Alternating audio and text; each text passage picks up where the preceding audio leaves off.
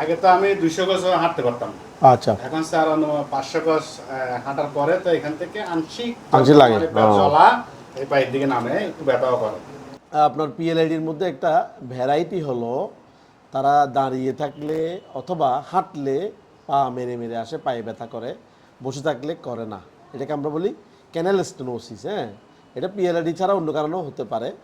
তো ওনার পিএলআইডির কারণে canal stenosis হয়ে গেছে, তাই ওনার এটা দেরিতে ভালো হচ্ছে একটু। কিন্তু ওনার যেটা লাভ হয়েছে, এটাকে আমরা বলি ক্লডিকেশন ডিস্টেন্স, মানে কতটুকু হাঁটতে পারে ব্যথা ছাড়া, ওটাকে আমরা বলি কতটুকু ডিস্টেন্সটা।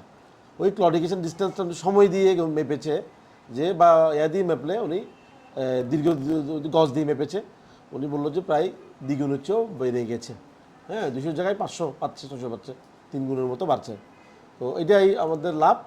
তো আস্তে আস্তে ইনশাল্লাহ উনি আরও সুস্থ হবেন, একটু সময় সাপেক্ষ ব্যাপার, এটা পুরোপুরি ভালো